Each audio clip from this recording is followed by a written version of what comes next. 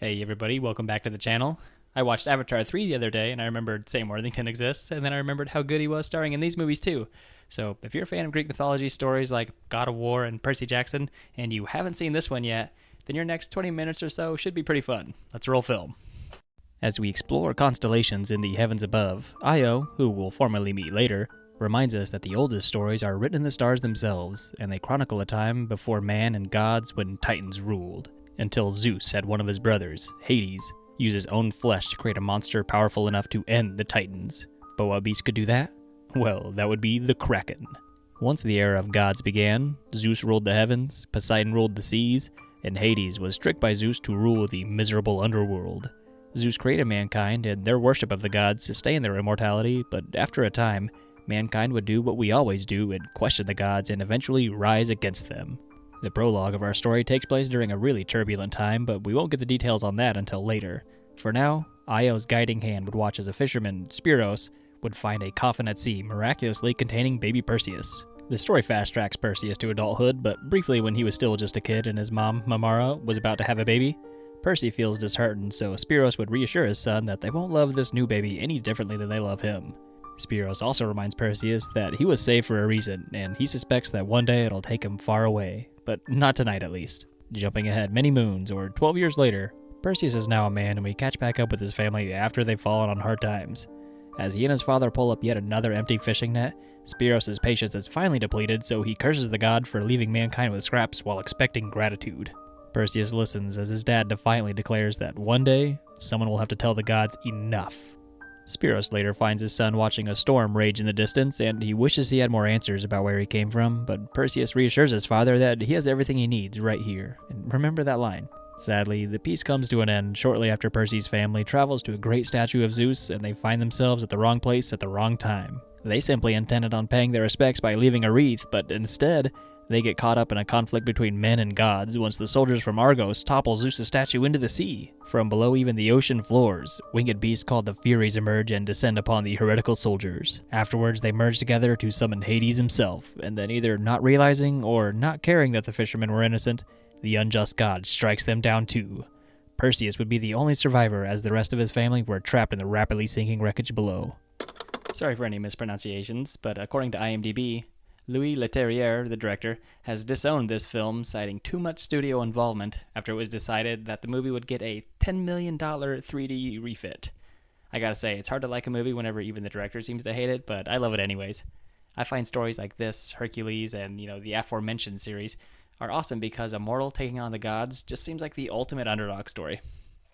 As above, so below. While mankind is becoming increasingly disenfranchised with the rulers on Mount Olympus, the gods are arguing amongst themselves on how to correct this behavior. Some propose diplomatic solutions, but that only enrages Zeus.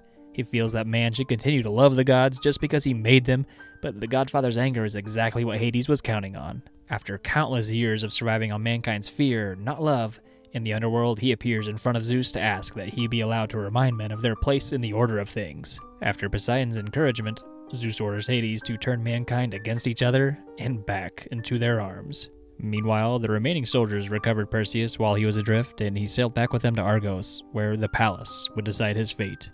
Argos itself has definitely fallen on hard times, as the city is full of the downtrodden, and the soldiers even have to shove their way past a fanatic to get to the palace. After arriving, the festivities make it clear that those on top are far removed from the struggles just outside their walls. But the king is told that these are the only soldiers to return from their campaign against Zeus, and naturally they toast the king. However, the king instead toasts them for striking the heart of Zeus and beginning the era of man. As everyone cheers, the queen instructs her daughter, Andromeda, to feign happiness for the crowd, but she instead goes to the simple fisherman amongst the soldiers and speaks with Perseus. However, it turns out to be a full-blown spectacle when Draco slaps Percy for accepting some wine, which Andromeda responds to by publicly ridiculing her parents for blatantly defying the gods. Furthering the fervor built by her husband, the queen riles the crowd even more, declaring that the gods need them now. As an example, she claims that even Aphrodite would be jealous of Andromeda's beauty. The final nail would be whenever she defiantly shouts that we are the gods now.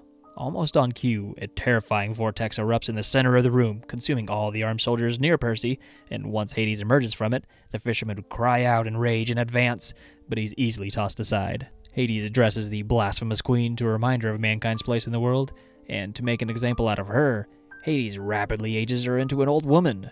Once her daughter Andromeda runs over, the ruler of the underworld tells the Palace of Olympus's conditions. Argos will be decimated by the Kraken unless they sacrifice the one they so foolishly compared to the gods within 10 days.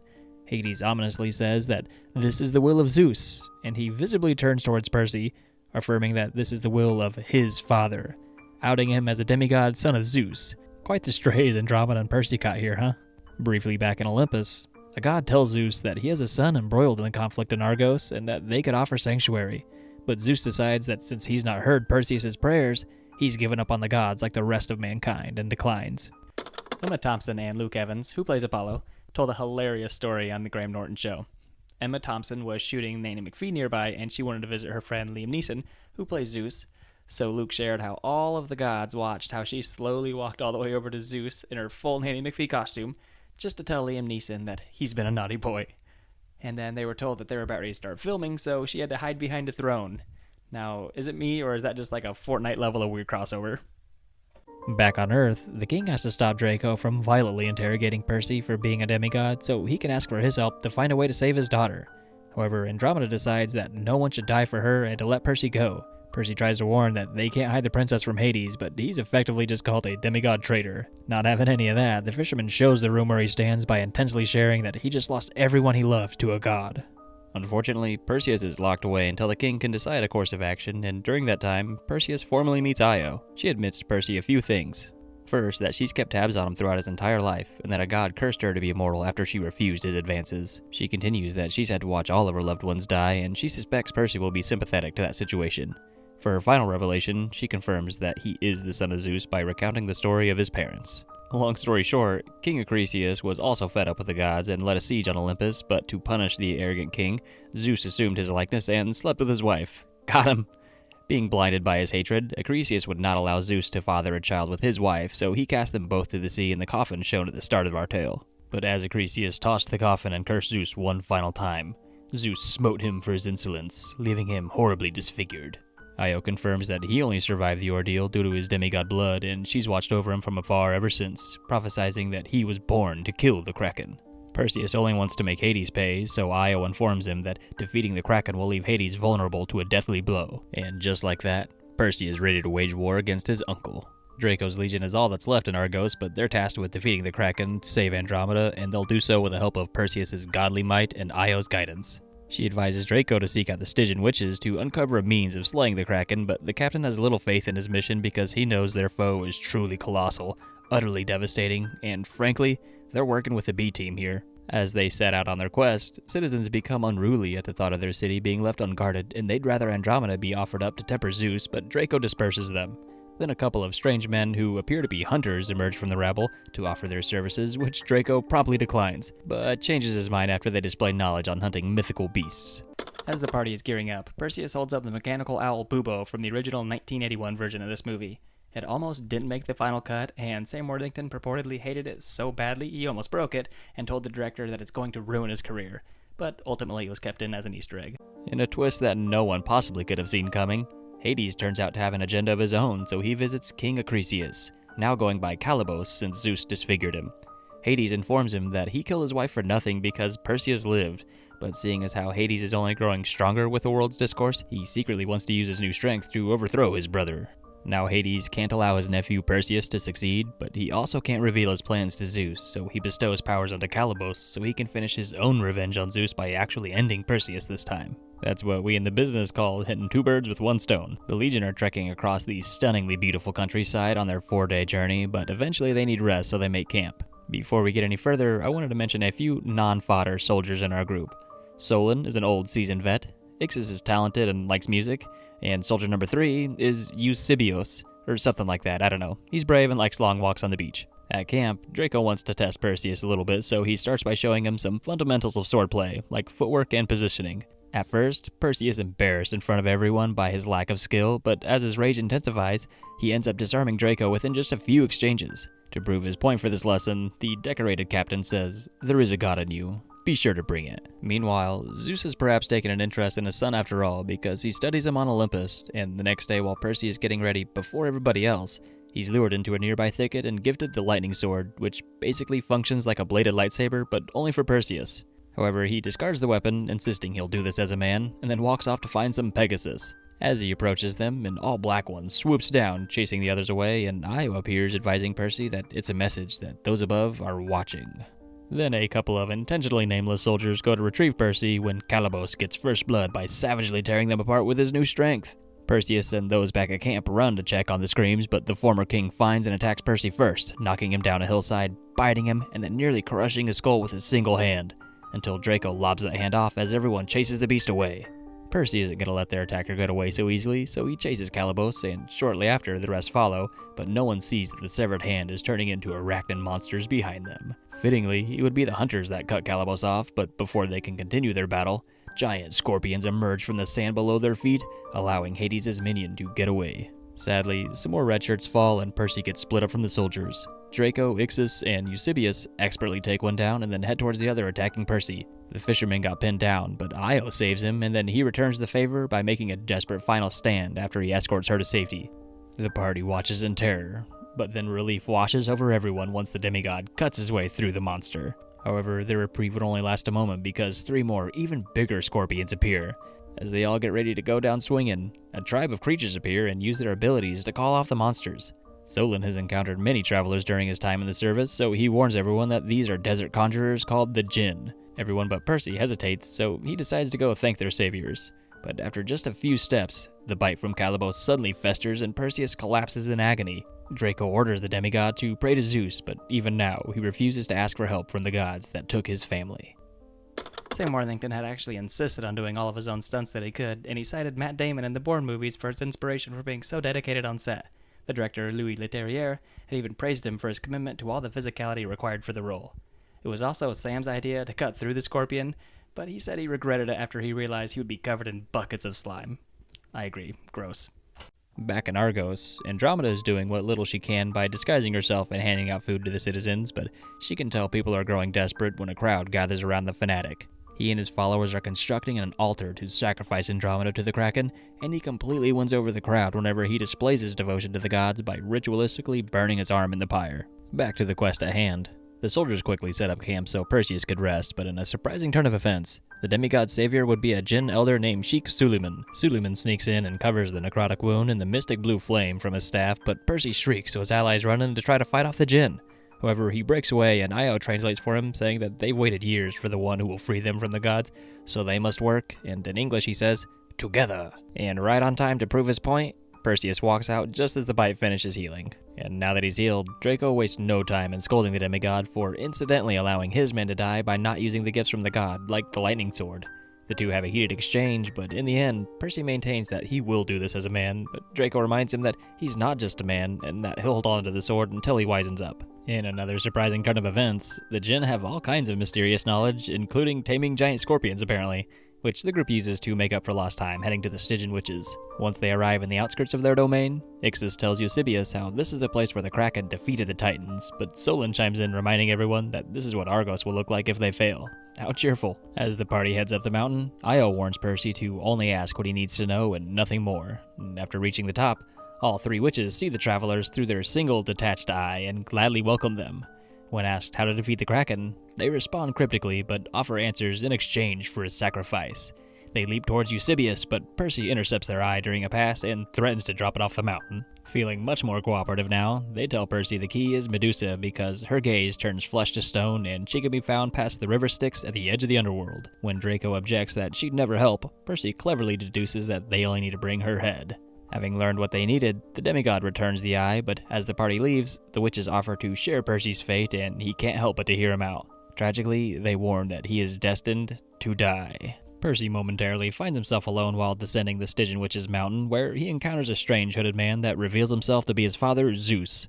However, Percy spits back that Hades killed his real father, and Zeus chalks it up to another casualty in the war that mankind started. But Zeus doesn't want his son to die in this war, so he gives him a one-time offer to join him in Olympus, but Percy respectfully declines. He finds it ironic that the one who created man doesn't realize that we don't fight and die for the gods, we fight and die for each other. Zeus ends the conversation by tossing his son a coin, remarking that it's expensive where he's going. Quick narrator note, I'm not sure why Percy kept this coin if he's so adamantly against the gods, but he needs it soon and maybe he thought it was just an innocuous coin, so let's not think about it too much. Meeting up with the group, the hunters sadly, but understandably, cannot bring themselves to venture into the underworld, so they say their goodbyes, but not before gifting our hero with a mighty shield crafted from a scorpion shell. That only leaves us with our named characters: Perseus, Io, Draco, Solon, Ixus, Eusebius, and Suleiman. Io, with her ageless wisdom, leads them all to the underworld so they can kill the Gorgon Medusa, but it appears Calibos may still be lurking in the distance. So, interestingly enough, the volcanic scenes in this movie were shot in the Norwich Slate Quarry in Wales, but the credits listed as Wales, England, but Wales and England are different countries. Oops. Also, the Norwich Slate Quarry was used in House of Dragons and Street Fighter 1984, if it looks familiar at all. In the underworld, the party first encounters an empty dock, but they don't really know how to contact Charon, the ferryman, to get across the River of the Dead. Charon, as in the ferryman's name, is so phonetically close to Karen, who wants to speak to your manager, I kinda understand why they're all so dead inside. Anyways, Percy flips his coin as a joke to see if they should swim, but once Suleiman sees the gold, he skips it into the water to bribe Charon. While sailing down the River of Souls, Io tells the party how Poseidon once lusted after Medusa, so she ran into Athena's temple looking for protection, but the cruel god of the sea had Medusa on the temple floor. Feeling disgusted, Athena, who's only slightly less cruel than Poseidon, made Medusa a Gorgon to ensure that no one would want her again. But Io can't help with the battle because she explains that Athena also put a curse to ensure that no woman could enter Medusa's temple. Below deck, Io gives the demigod a lesson on how to have to use all of his senses to track and defeat Medusa, and much like his duel with Draco, he's a quick learner. At one point, Perseus and Io get quite close, but the tender moment is interrupted by Solon alerting them that they're close to the lair. Perseus meets Draco on deck, and through conversation, he senses that he's lost someone near and dear to him that may be here in the underworld,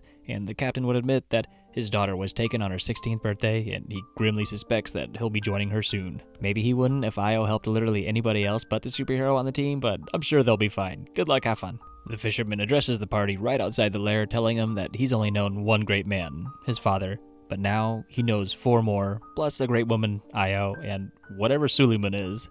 He recalls his father's words how one day someone will have to tell the gods enough, and he thinks today could be that day. Behind the scenes, the crew shared how they started filming on the most difficult set, here in Medusa's lair. They had started with 10 special effects technicians on set, but then they ended up needing between 24 and 40. And for Medusa herself, they hired a Russian supermodel named Natalia Vodianova, or something like that, to play the digital Gorgon, and I feel like hiring a model was a nice touch to keep in line with the original mythology. Not that she was Russian, but that she was beautiful.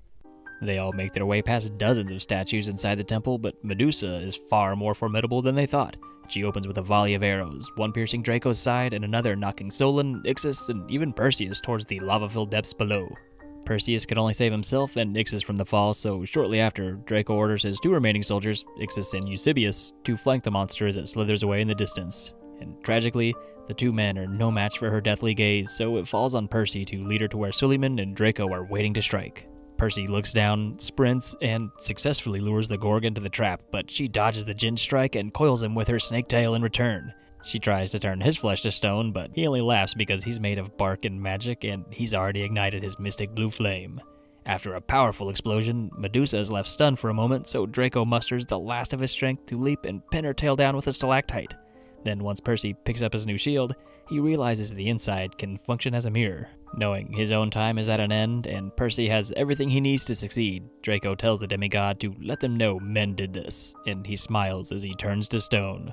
While using the reflections in his shield, Percy leaps and does what no hero has ever done before. He ended Medusa and claimed her head. Io was waiting outside, slowly filling with dread, but after what felt like forever, Perseus alone emerges from the lair. But their shared relief would quickly be replaced by agony and heartbreak when Calibos stabs Io in the back. Enraged, Percy charges, but he's easily tossed into the gear of his fallen comrades. But that's when he notices Draco had indeed been safeguarding the lightning sword, and having no other choice, Perseus wields the blade to easily defeat the disgraced king. As Hades' essence leaves Calibos and Acrisius returns, he tells Perseus to not become one of them, referring to the vengeful gods. Afterwards, Io uses her final moments to embolden the demigod to finish this quest to save Argos, but since she's always been there for Perseus, he refuses to leave, so sadly, she tells him that her fate is sealed. With her last breath, she tells Percy that He isn't just half man and half god, he's the best of both. And then her corporeal form vanishes and her spirit is swept away. And then right on cue, the Pegasus swoops in and our hero gathers his weapons for the final battle. The 10 days Hades allowed for Andromeda's sacrifice is nearly at an end, so both realms are getting restless. Above, Zeus is a god of his word, so he orders Hades to release the Kraken. Meanwhile below, the fanatic has riled up all of his desperate followers and they siege the palace to take the princess. However, she wants no further bloodshed, so she willingly allows herself to be strung up on the altar. Now that the Kraken is making its way towards Argos and fear has reached its fever pitch, Hades reveals his true intention of overthrowing Zeus using his newly acquired strength to bring the king of Olympus to his knees. The Kraken was a ruse because the fear it caused was only ever going to feed Hades, but Zeus reminds his brother that there is still a demigod in Olympus, so Hades races away to deal with his nephew. If Hades has nothing else, he has minions, so he commands his Furies to intercept Perseus, who's rapidly approaching Andromeda on the back of his Pegasus. The hero outmaneuvers the winged monsters, taking them out one at a time, except for the one that the hunters guest starred to take out with a scorpion, and the final one which almost gets away with Medusa's head. However, the demigod leaps from the back of his noble steed midair to tackle the Fury back down to the earth below and recover the head. It might be too late though, as the Kraken is finally fully risen and is about ready to devour the princess. But at the last second, after fighting his way past the fanatic and all of his followers, Perseus holds up Medusa's head, and her petrifying gaze turns even this colossal behemoth to stone. Not willing to leave Argos unscathed, the Kraken uses its final seconds to stretch over the top of the city, so when it finally turns to stone, boulders would still wreak havoc. Predictably, things turn even more chaotic from here, causing Princess Andromeda to fall unconscious to the sea below. Hades then decides to face his nephew at last, so Perseus wields his sword, but the god only mockingly responds that he'll live forever. Our hero counters that he won't do it here, and after finally heeding Draco's words, Percy raises his sword into the sky where Zeus would empower it with lightning. And living up to its name, Perseus throws the lightning sword into the god where he's dragged to the deepest parts of the underworld where the Kraken once slumbered. But things aren't over just yet. Our hero dives into the increasingly rocky sea below to save Andromeda, but it seems like he's exhausted the last of his willpower and he passes out just before surfacing. But our trusty steed wakes them up shortly after on a nearby shore, and Percy respectfully declines the princess's offer to rule Argos since her father sadly didn't survive the battle. However, as a consolation, he vows that he'll serve her better as a man, and she'll make a great queen. Next, Perseus flies off to the toppled statue where he lost his family, and once he's there, he's visited by Zeus, who wants to properly thank him. Zeus suspects that Hades will eventually return as man's faith inevitably falters, but he's reassured that at least man knows that they can defeat him now. Then, in a shocking display of humanity, Zeus admits why he sent those gifts. While he wanted mankind's love again, it wasn't worth him losing a son. And breaking his word from earlier, he asked Percy a second time if he would reconsider joining him as a god, but the hero tells his father he has everything he needs right here. Zeus understands and informs his son that due to his incredible feats, men will revere him as a god, and he advises Perseus to be better than he was. For one final gift, Zeus decides that if his son wants to spend his days here on Earth, then he isn't going to do it alone, and he returns Io to life as he bolts back up to Olympus, having secured his throne and his love for mankind. This ending always seemed a bit weird to me. Let me know if you agree. So, Io was cursed with immortality, right? Well then, dying on a quest to save the city seems like as good of an end as any, so from her side of things, being pulled from the Elysian Fields probably sucked. But hey, they have each other, right? I don't know if it's worth it to me. But thanks for checking out another breakdown. Keep me posted if there is anything that you'd like to see next time, but till then, y'all be good. Hey, you made it to the end. Remember, if you want to revisit any more of your favorite movies, check the links on screen, but otherwise, subscribe and I'll catch you for a new breakdown next week. Thanks.